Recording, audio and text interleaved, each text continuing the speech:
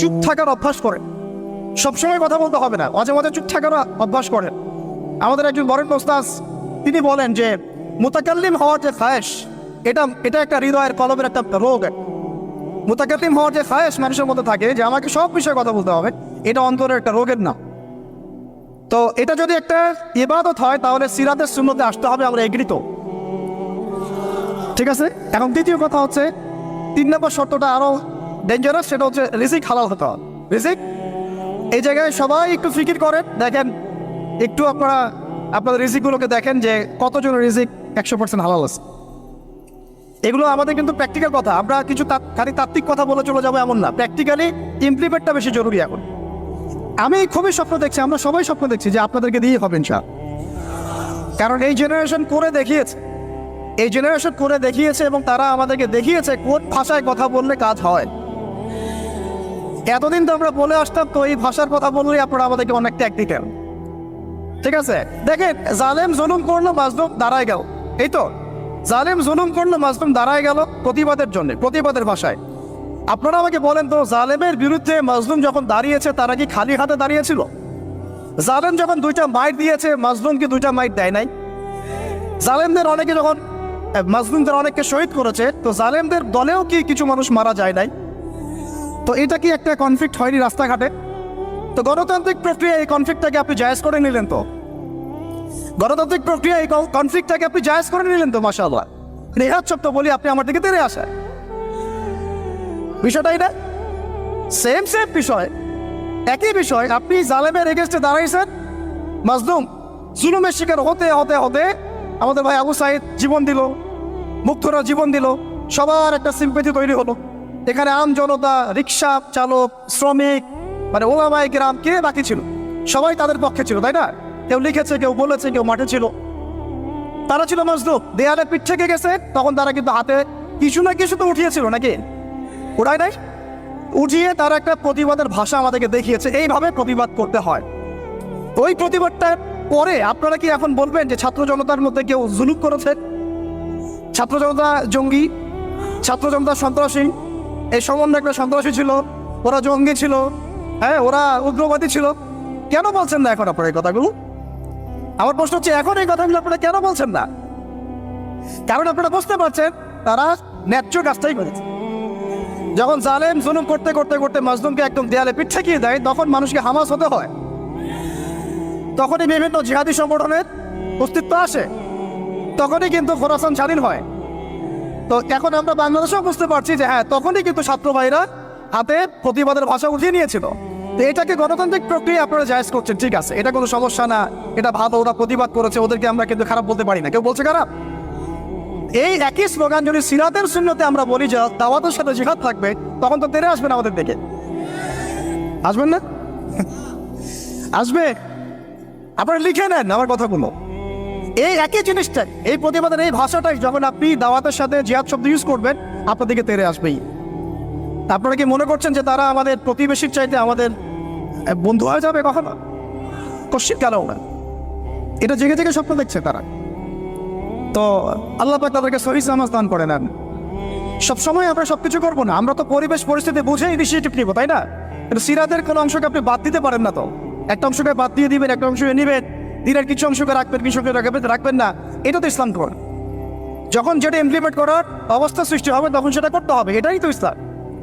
আর আমরা দেখলাম যে কোন ভাষায় কথা বললে দাবি আদায় করা যায়। আর একটা ভাষা আছে বাংলাদেশে দাবি আদায় করার, কিছু হইলে শাহবাগে চলে যাওয়ার। তো মাঝে মাঝে আমরাও বাসায় একটু মশকরা করি যে তোমার কিছু লাগবে, কেন কিছু লাগলে চলো শাহবাগে যাই, দাঁড়ালেই আমাদেরকে ইয়া দিবে আর কি, মানুষ বাহবা দিবে, আমার দিকে জনসমর্থন তৈরি হবে। সাথে এই ব্যাপারটা আমার ক্লিয়ার যে এটা একটা ইবাদত, এটাকে করতে হবে সিরাতের সুন্নতে, তাই তো? আর সিরাতের সুন্নতে করতে গেলে আপনাদেরকে সিরাত পড়তে হবে কিনা ভাই? আমাকে বলেন যে সিরাতের 40 থেকে 50টা কিতাব আছে এখন, যদি আপনারা করে দেখেন। আলহামদুলিল্লাহ আমার বাসায় মোটামুটি সবগুলোই আছে, এবং সিরাতের একজন গভীর ছাত্র। সিরাতের 10টা কিতাব কারা পড়েছে? আপনি কমপক্ষে 10টা। আচ্ছা 10টা বেশি বলে ফেলছি, 5টা সিরাতের বই কারা পেয়েছে? মাশাআল্লাহ। একটা পড়েছেন কারা ভাই? একটা, অন্তত একটা কিতাবের নাম বলছি, খুব পাতলা একটা কিতাব, সিরাতে খতামুল আম্বিয়া, কয়জন পড়েছে? আর রাহিকুল মাকতুম কয়জন পড়েছেন? নবী রহমত কয়জন পড়েছেন? এরকম অনেক কিতাব আছে। সিরাতের বই না পড়লে ভাই তরিকা বোঝা যাবে না। তরিকা সবসময় আপনাকে সবকিছু ধরায় দিতে হবে কেন? আপনি নিজেই বুঝে নেন কোনটা তরিকা, তখন আমি বললে আপনি বুঝে ফেলবেন পথে কি। এখন আমি খুব সংক্ষেপে আপনাদেরকে বলছি যে দেখেন তরিকাটা কেমন ছিল। নবী সাল্লাল্লাহু আলাইহি ওয়াসাল্লাম, একটু মনোযোগ দেই ভাই, এটা আমার আলোচনার শেষ পার্ট, ঠিক আছে? নবী সাল্লাল্লাহু আলাইহি ওয়াসাল্লাম এমন একটা যুগে ছিলেন যে যুগটা ঠিক আমাদের মতোই, একেবারে হুবাহু না হলে 1920। যেমন উনি এমন একটা যুগে জন্ম নিয়েছিলেন যে যুগটার মধ্যে 5টা মৌলিক সমস্যা ছিল। কয়টা? এবং ওই যুগটাকে আপনারা আইয়ামে জাহিলিয়াত বলে গালি দেন, তাই তো? এবং সেকুলার রামবামরাও বলেন আইয়ামে জাহিলিয়াত। কেন বলি আমরা? কারণ ওই সমাজে শিরক ছিল। কি ছিল? এবার আপনি আপনাকে বলেন এই সমাজের মধ্যে শিরক আছে কিনা? তাহলে আমরা এখনো জাহিলিয়াতের এই মরণ খাবার মধ্যেই কিন্তু আছি। 3 নম্বর ছিল মাদক। বলেন, আপনারাই বলেন, এই মাদক থেকে কি আমরা বেরোতে পেরেছি কিনা? আমরা তো অনেককে দেখি ইফতার করেও সিগারেট টান দেয়। তো আরো বড়, এখন এই অঞ্চলগুলোতে আপনারা তো জানেন ভালো করে আমার চেয়ে মাদকের কি সয়লা। হ্যাঁ, অনেক বড় বড় কোটিপতি শিল্পপতি হয়েছে ইয়াবার ব্যবসা করে।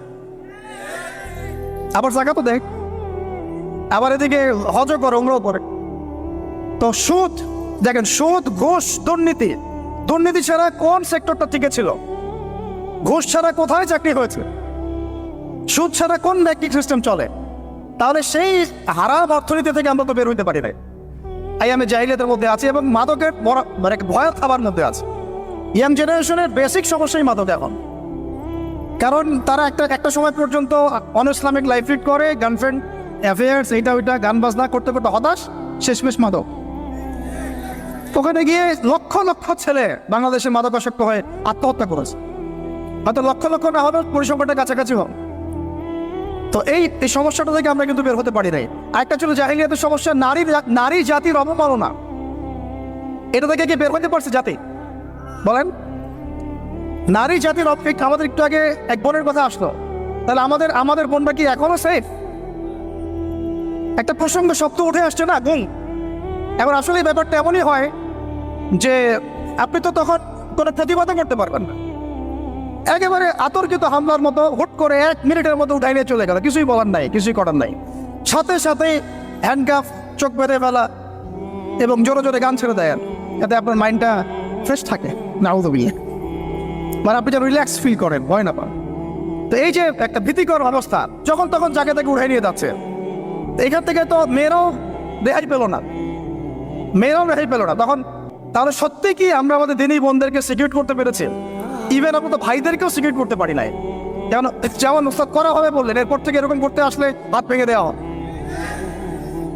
এরপর থেকে এরকম গোপন অভিযান চালাতে আসলে প্রতিবাদ করা হবে চাও। কারণ যদি একজন মানুষ অপরাধ করেই থাকে, আপনি সরাসরি মামলা দায়ের করে তার বিরুদ্ধে ব্যবস্থা নেন। এভাবে হুটহাট করে রাতের অন্ধকারে উঠাই নিয়ে চলে যাবেন, কোথায় রাখবেন কেউ জানবে না। কি খাবে না খাবে তার ঠিক ঠিকানা নাই, লাশ ধোয়া চোখের মধ্যে শুয়ে থাকবে। একটা কোরআন চাইলে কোরআনও দিবেন না পড়তে, একটা কোরআন যদি চাওয়া হয় কোরআনও দিবেন না পড়তে। যখন তখন রিমান্ডে নিয়ে যাবেন। নির্যাতন তো বাদ দিলাম, কারণ আমরা বলতে চাই না, এই কারণে আমরা অনেক ভাইদের কুরবানির যে ইতিহাস শুনেছি, গল্প কারগুজারি শুনেছি, তার বিপরীতে এই বিষয়গুলো নিয়ে আমার ব্যক্তিগতভাবে কথা বলতে লজ্জা লাগে। তাদের এত বড় বড় কুরবানি আছে যে আমরা এগুলো নিয়ে কথা বলতে লজ্জা পাই। ঠিক আছে, তো এতটুকু শুধু ইঙ্গিত দেবো যে এগুলোর পিছনে যতটা না রাম বাপ আর নাস্তিক মুরতাদেরা দায়ী, তার চেয়ে বেশি দায়ী ছিল এক শ্রেণীর দাড়ি টুপিওয়ালা মানুষ।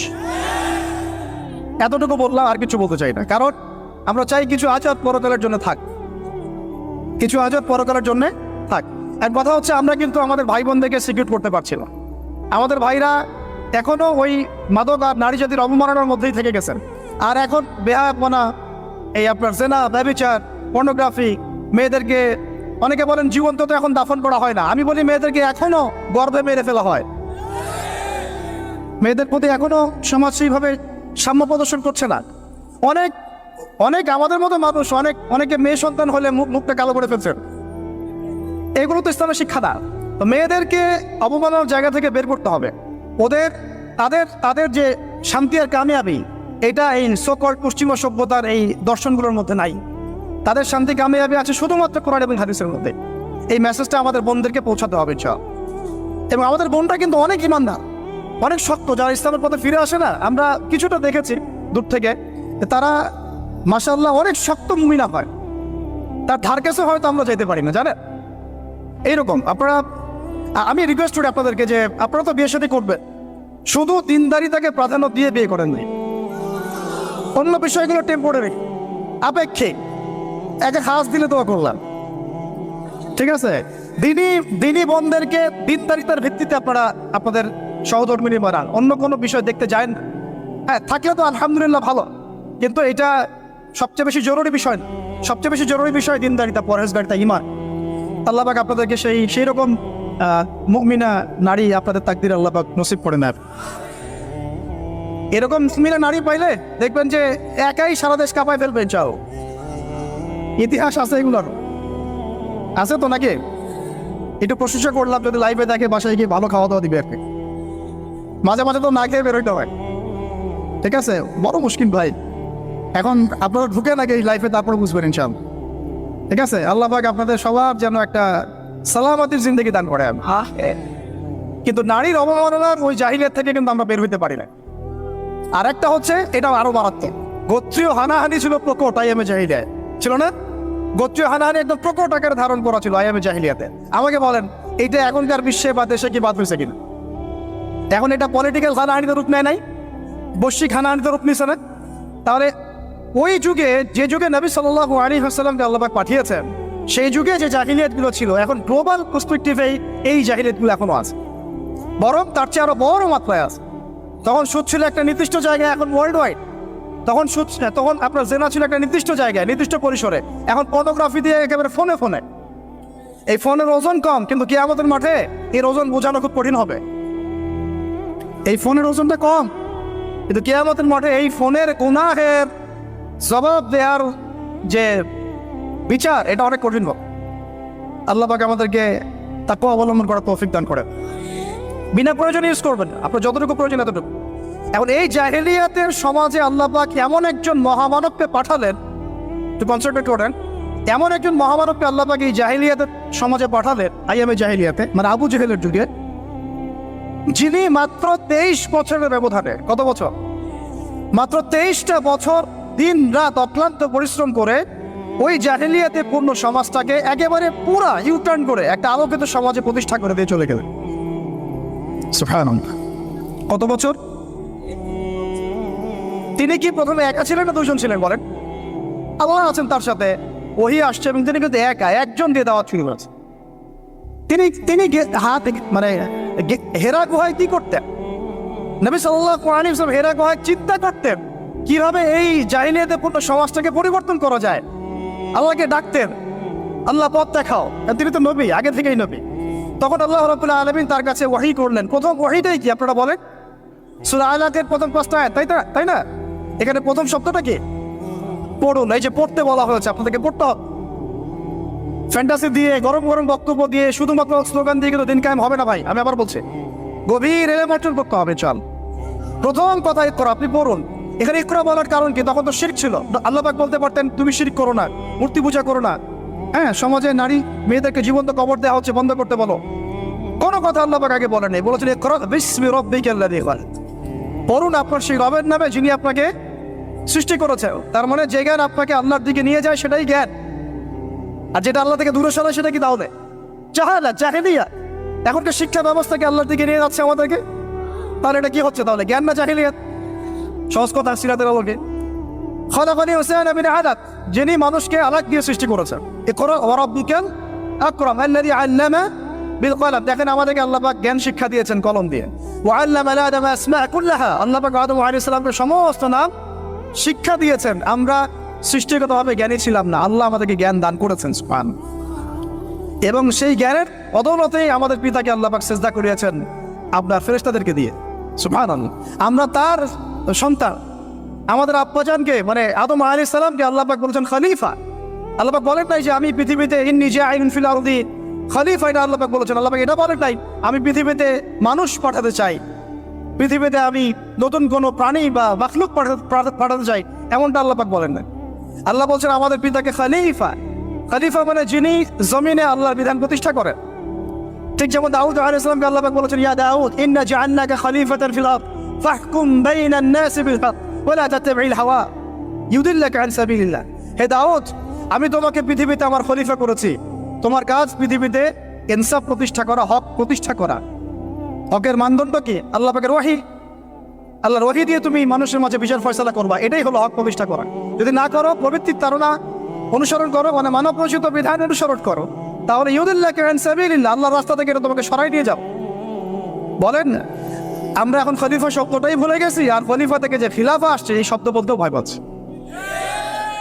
বাংলাদেশের ইয়াং জেনারেশন এখন যারা মানে ইসলাম প্র্যাকটিস করছে, তাদের অনেকেও নামাজ, রোজা, হজ, জাকাত এই শব্দগুলোকে যেভাবে রিসিভ করেন, শরিয়া, ইমারা, খিলাফা রিসিভ করতে পারেন। কারণ এর ব্যর্থতার দায় আমাকে নিজের উপর নিতে হবে। কারণ আমি হয়তো বিগত 5 বছরে তাকে এই শব্দগুলো শোনাতে পারি নাই। বিগত 5 বছরের সব লেকচারগুলো ঘটেন আপনারা, সব ওয়াজ মাহফিলের দেখেন কয়টা লেকচারে, কয়টা ওয়াজে এই কথাগুলো সামগ্রিক দাওয়ার কথাগুলো আছে। তাহলে মানুষ জানবে কিভাবে? তো নবী সাল্লাল্লাহু আলাইহি ওয়াসাল্লামের কাছে প্রথম ওহী আসছে পড়াশোনা কেন্দ্রিক। ভাই, আমাদেরকে পড়াশোনা করতে হবে। আর এই পড়াশোনার জন্য এই মেলা, বই, যে আয়োজনগুলো হচ্ছে, এগুলো কিন্তু আমাদের পড়াশোনার জন্যে। আসলাম, বই কিনলাম, চলে গেলাম, এটা না। আপনাকে একটা সিলেবাস মেনটেন করে পড়তে হবে, একটা সিলেবাস মেনটেন করে পড়াশোনা করতে হবে, তাও একা একা না, ওস্তাদের সহবতে। এটা অনেক ইম্পর্টেন্ট পয়েন্ট। মাথার উপরে মুরব্বী রাখা, বড় বড় ওলামায়ে কেরাম রাখা, নিজেকে মুরব্বী না ভাবা। বহু তুল্লাব এবং বহু আলেম পর্যন্ত নিজেকে শুধু মুরব্বী ভাবার কারণে আর তাদের মাথার উপর থেকে মুরব্বীকে সরিয়ে দেওয়ার কারণে মুহূর্তের মধ্যেই পথভ্রষ্ট হয়ে গেছে। এই কলমের পোশাকের পবিত্রতা কয়জন আছে বুকে হাত দিয়ে কে বলতে পারে? কার কলমে জিনার অপবিত্রতা নাই? কার কলমে এই হিংসার অপবিত্রতা নাই? গীবতের অপবিত্রতা নাই? তহমতের অপবিত্রতা নাই? মানুষের সম্মান হানির অপবিত্রতা নাই? ইভেন আমরা যারা অনেক সময় দিনের রিপ্রেজেন্টেটিভ হয়ে আছি, তাদেরও কলম দূষিত হয়ে আছে অনেক সময়। থাকা স্বাভাবিক, কারণ আমরা তো ওই বরেণ্য ওলামায়ে কেরামদের সহবতে কম যাচ্ছি। নিজেকে মুফতি মনে করছি, আমি নিজেকে মানে আমির মনে করা শুরু করছি, তখন তো সমস্যা। তো আরেকটা কথা এখানে আছে যে ওয়ার রুজা ফাহজুর, যত অনর্থক কথা আর কাজ আছে এটাকে আপনি এড়িয়ে চল। বলেন তো, এটা আমরা আমল করতে পারছি? অনর্থক কথার কাজ আমরা এড়িয়ে চলতে পারি? আমরা সবাই, অলমোস্ট এভরিবডি, আমাদের জীবনের বেশিরভাগ সময় নষ্ট করতেছি অনর্থক কথার কাজ। ওই সময়টুকু পড়লেও কাজ হতো, তেলাওয়াত করলে কাজ হতো, ওস্তাদের বয়ান শুনলে কাজ হতো, ইত্যাদি। এখন এই ওহীগুলো আসার পরে আমাদের নবী সাল্লাল্লাহু আলাইহি ওয়াসাল্লাম আর বসে থাকলেন না দাঁড়িয়ে গেলেন? এই যে তিনি দাঁড়িয়ে গেলেন, একদম 23 বছর মানে অনবরত দিন রাত, এটাকে আপনি 2 ভাগে ভাগ করে ফেলতে পারেন, একটা মাক্কি যুগ, একটা মাদানী। মাক্কি যুগ কত বছর ছিল? 13 বছর। মাদানী অ্যাপ্রক্সিমেটলি 10 বছর। এই মাক্কি যুগটাকে আপনি আবার 2-3টা ভাগে ভাগ করতে পারেন। একটা ভাগ হচ্ছে প্রথম 3 বছর নবী সাল্লাল্লাহু আলাইহি ওয়াসাল্লাম গোপনে গোপনে দাওয়াত দিয়েছেন। কত বছর? আমাদের সমাজে কিন্তু ওই প্রেক্ষাপটটা এখন আর নাই, কারণ দাওয়াতটা প্রচার হয়ে গেছে মাশাআল্লাহ। প্রথম 3 বছর তিনি কিন্তু ইন্ডিভিজুয়ালি দাওয়াত দিয়েছেন। আবু বকর সিদ্দিক দাওয়াত কবুল করেছেন, খাদিজা রাদিয়াল্লাহু আনহা, আলী ইবনে আবি তালিব, যায়েদ ইবনে হারেসা, আব্দুল্লাহ বিন মাসউদ, তারপর বেলাল ইবনে রাবাহ, তারপরে বলেন উসমান বিন আফফান, তালহা রাদিয়াল্লাহু আনহু, জুবাইর বিন আওয়াম। এই যে বরেণ্য সাহাবায়ে কেরাম যারা বদর, উহুদ, খন্দক কাঁপিয়ে দিয়েছেন পরে, তারা ইসলাম কবুল করেছেন কখন? এই প্রথম 3-4 বছর। তাহলে আমাদেরকে কিন্তু মানুষ তৈরি করতে হবে, সিরাতের শিক্ষা কি? মানুষ তৈরি করতে হবে। এবং এই দাওয়াতটা কি মুসলিম সমাজে হচ্ছিল না অমুসলিম সমাজে হচ্ছিল? বলেন। তাহলে আমরা কিন্তু ইসলামের কথা বলছি, অমুসলিম সমাজে আমরা দাওয়াত দিচ্ছি কতটুকু, এটা ভাবতে হবে না? অমুসলিম থেকে কি আমরা ঠিক মতো দাওয়াত দিচ্ছি? এই যে আপনাদের পার্বত্য অঞ্চলে পুরো জায়গাটা কিন্তু অমুসলিম অধ্যুষিত, আমাদেরকে ওদেরকে দাওয়াত দিতে হবে, ওদেরকে দাওয়াত দিতে হবে। কে জানে তাদের মধ্য থেকে আনসারি সাহাবী বের হতে পারে, কে জানে তাদের মধ্য থেকে উমর ইবনে খাত্তাব বের হতে পারে, আমার যারা যা খেদমত হচ্ছে না তার দ্বারা সেটা হতে পারে। তাই দাওয়াতটা সাম্প্রদায়িক করবো না, দাওয়াতটা আমরা সবার মাঝখানে ছড়াবো ইনশাআল্লাহ। এটা কিন্তু সিরাতের শিক্ষা। তার মানে মুসলিম অমুসলিম সবাইকে দাওয়াত দিব ইনশাআল্লাহ। আল্লাহ পাক তৌফিক দান করেন, যোগ্যতা দান করেন। আমি এই দাওয়াত চলতে লাগলো প্রথম 3 বছর। 4র্থ বছর থেকে প্রকাশ্যে দাওয়াত শুরু হলো, যখন ওমর, হামজা এরকম কিছু সাহাবী আস্তে আস্তে ইসলাম কবুল করতে লাগলেন। মানে তখন মিছিল শুরু হচ্ছে, মিছিল। ওমর রাদিয়াল্লাহু আনহুর কথা একদম মানে স্পষ্ট যে ইয়া রাসূলুল্লাহ সাল্লাল্লাহু আলাইহি ওয়াসাল্লাম, আলাসনা আলাল হক, আমরা কি হকের উপরে নাই? আলাইসু আলাল বাতিল, তারা কি বাতিলের উপরে নাই? তাহলে আমরা কেন এখন ঘরের ভিতরে নামাজ পড়বো? চলেন আমরা কাবা ঘরে গিয়ে নামাজ পড়বো। ব্যাস মিছিল করতে করতে কাবা ঘরে যাওয়া হবো, নামাজ পড়া হবে। সুবহানাল্লাহ। ওই উপর থেকে আপনারা হজমরা যারা করেছেন হয়তো দেখছেন আবু জেহেলের বাড়ি বলে একটা জায়গায় কি আর কি, তাই না? ওই টয়লেট বানানোটা আসলে কতটুকু সহি আমি জানি না। ওইখানে পিছনে কিছু পাহাড় আছে, পাহাড়গুলোর উপরে উঠে তখন ওই মোশরিকটা দেখছিল, আর আবু জেহেল ওই মিছিলে আক্রমণ করার চেষ্টা করেছে, কিন্তু উতবা বিন রাবিয়া আসিয়া বলেছিল ভুলেও এই মিছিলে আক্রমণ করো না। ওখানে দেখো দুইজন বীর সেনা আছে, ওই যে হামজা হইতে ওমর, গেলে একটি পিছিয়ে ফেলাই দিবে। তো এখন আমরা চাই আমাদের ভাইদের মধ্যে হামজা আর ওমর উঠে আসুক, তখন আরো প্রকাশ্যে কথা হবে। চাও এটা একটা মানে স্ট্র্যাটেজি আর কি। যখন আপনার কাছে মানে শক্তিশালী কিছু মানুষ থাকবে তখন কিন্তু দাওয়াতটাও আরো বড় পরিসরে হয়, স্বাভাবিক। এই জন্য আমরা আমাদের সরকার হোক, প্রশাসন হোক, আমাদের অমুসলিম ভাইরা হোক, ইভেন আপনারা যারা আছেন আমাদের দিনী ভাইরা, সবাইকে আমভাবে দাওয়াত দেবো যে আপনারা ওমর আর হামজা হয়ে যাও, ইসলামের দিকে আসেন, ওমর আর হামজা হয়ে যান ইনশাআল্লাহ। আপনারা আমাদেরকে প্রোটেক্ট করবেন। দেখেন আল্লাহ নবী সাল্লাল্লাহু আলাইহি ওয়াসাল্লামকে, আমি প্রোটেক্টের কথা বলছি বাহ্যিক অর্থে, প্রোটেকশন তো আল্লাহ পাক দেন।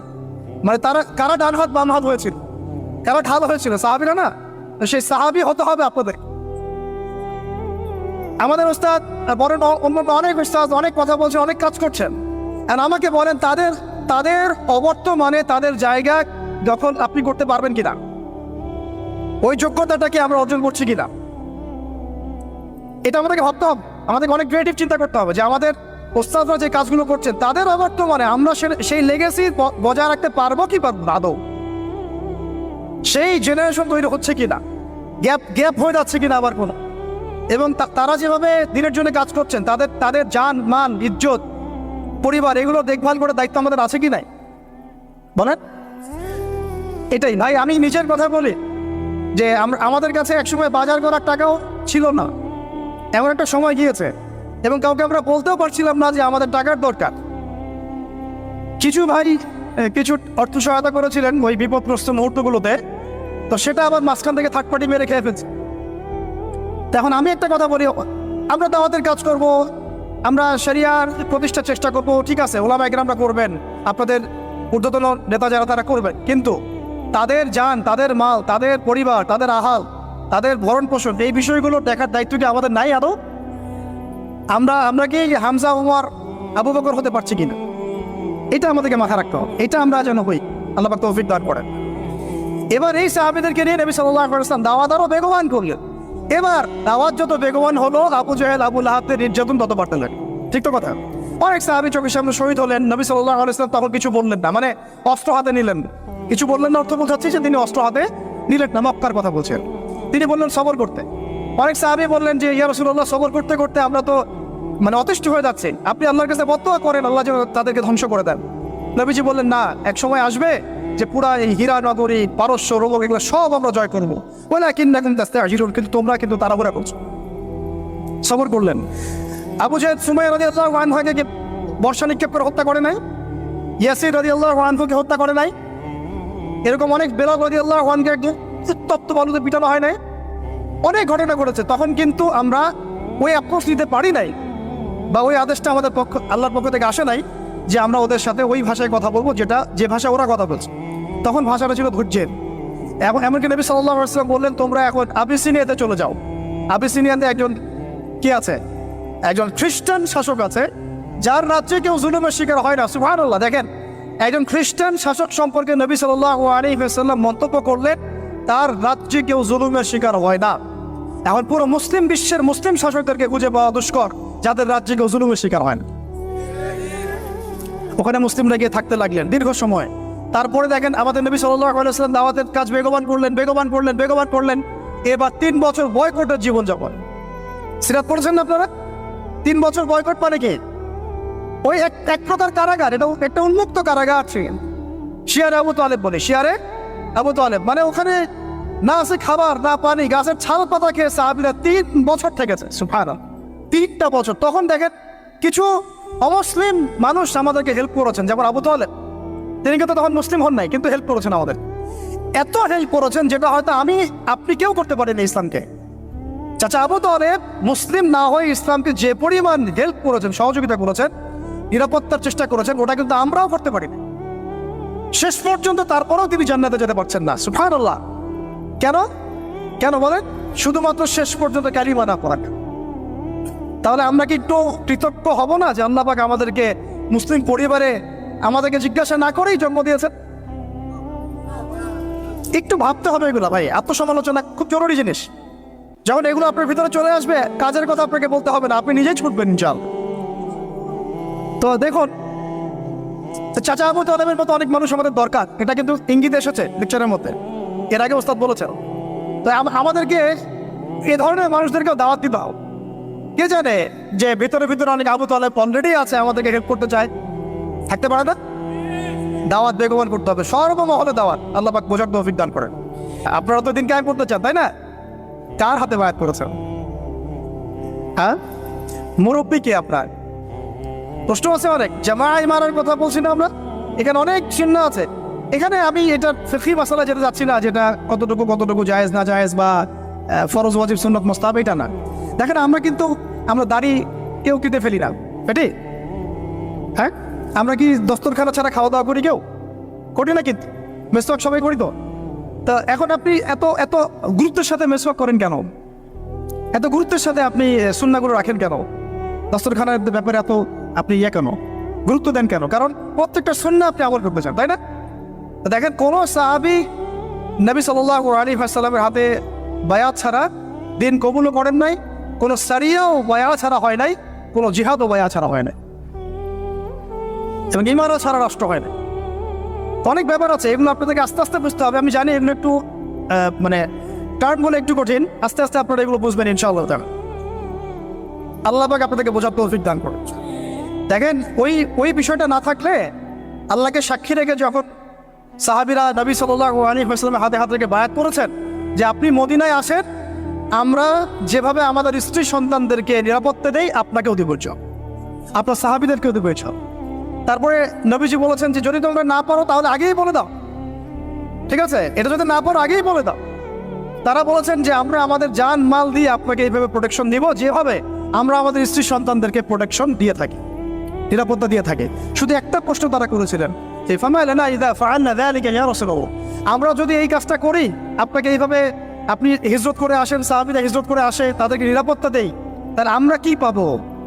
আমরা, নবীজি বলেছেন আল জান্নাহ, তোমরা জান্নাত পাবে। তাহলে এটার উদ্দেশ্যটাও বোঝেন। দুনিয়াবি কোনো শর্ত তাদের ছিল না, দুনিয়াবি কোনো শর্ত তাদের ছিল না। এমনকি মক্কা বিজয়ের পরেও যখন ওই যে হুনাইনের যুদ্ধ হলো, তখন কিছু গনিমত নবী সাল্লাল্লাহু আলাইহি ওয়াসাল্লাম বেশি বেশি দিচ্ছেন নতুন ইসলাম কবুলকারীদেরকে। আনসারী সাহাবীরা একটু চুপচাপ। তো নবীজি গিয়ে বলছেন, হ্যাঁ আমার আনসারী সাহাবীরা, তোমরা কি মনে কষ্ট পেয়েছো? আরে আমি তোমাদের, তোমরা আমার। তোমরা মনে কষ্ট পাচ্ছ কেন? আমি তোমাদের, তোমরা আমার। তারপরে তাদের সব কষ্ট দূর হয়ে গেল। দেখেন, তারা কিন্তু এই জান্নাতের তখনই ওই আয়াত নাযিল হয়েছে, ইন্নাল্লাহা আশতারা মিনাল মুমিনিনা আনফুসাহুম ওয়া আমওয়ালাহুম বিআন্না লাহুমুল জান্নাহ। এই যে আয়াতগুলো, তখন কিন্তু এগুলো সারা নজুল আছে। তো এখন এরপরে নবী সাল্লাল্লাহু আলাইহি ওয়াসাল্লাম চলে গেলেন মদিনায়। প্রিয় ভাইরা, এবার বুঝেন, এখন আমরা আর দুর্বল নাই। মদিনায় সব সাহাবীরা একসাথে চলে গেলেন, এক জায়গায় সবাই থাকলাম। তার মানে আমার একটা ভৌগোলিক জায়গা দরকার। কি দরকার? এটা আল্লাহ পাক আমাদেরকে বাংলার জমিন দিয়েছেন, ঠিক আছে? আমরা তো বাংলার জমিনে আছি, বাইরে চিন্তা করার সুযোগ আমাদের এখন হচ্ছে না। তো জায়গা দরকার আগে, তাই না? এবং সবাই একটা জায়গায় থাকতে হবে, তাই তো? তারপরে নবী সাল্লাল্লাহু আলাইহি ওয়াসাল্লামকে সবাই আমির মেনেছেন না? নেতা কয়জন সেখানে? তো এই জায়গায় আমাদের একটা প্রবলেম আছে। আমরা এখানে মানে সবাই মিলে একজনকে ফিক্স করতে পারছি না বা হয়ে উঠছে না। আমরা দোয়া করবো আল্লাহর কাছে, আল্লাহ পাক যেন তার মাকবুল কোনো বান্দাকে আমাদের উপরে নিয়ে আসেন, যিনি পুরো উম্মাহকে নেতৃত্ব দেবেন। তবে ইতিহাস থেকে একটা বিষয় পাওয়া যায় যে সবাই মিলে একটা জায়গায় না এসেও দিন বহু জায়গায় কায়েম হয়েছে, ঠিক আছে? ক্ষুদ্র ক্ষুদ্র অনেক তয়ফা দিয়েও দিন কায়েম হয়েছে। জরুরি না যে সবাইকে একবারে একটা প্ল্যাটফর্মে নাম দেখাইতে হবে, এটাও জরুরি ব্যাপার। কিন্তু একজন নেতা দরকার। কি দরকার? একজন নেতা দরকার, অনুসারী দরকার, আমাদের একটা জায়গা দরকার, একটা ইমারও দরকার, এবং বায়াও দরকার আছে, ঠিক আছে? আল্লাহ পাক আমাদেরকে বোঝার তৌফিক দান করেন। তারপরে এবার নবী সাল্লাল্লাহু আলাইহি ওয়াসাল্লাম হলেন সেখানকার আমির, তাই না? রাষ্ট্রপ্রধান, নবী এবং সেখানকার নেতা এবং আমিরও, সবকিছুই তিনি মদিনা সনদ করলেন। ওখানে ইহুদিরা ছিল, ওদের সাথে চুক্তি হলো, ধারাগুলো পড়ে নিয়েন, আজকে সিরাতের বই না কিনে কেউ বাড়িতে যাবেন না।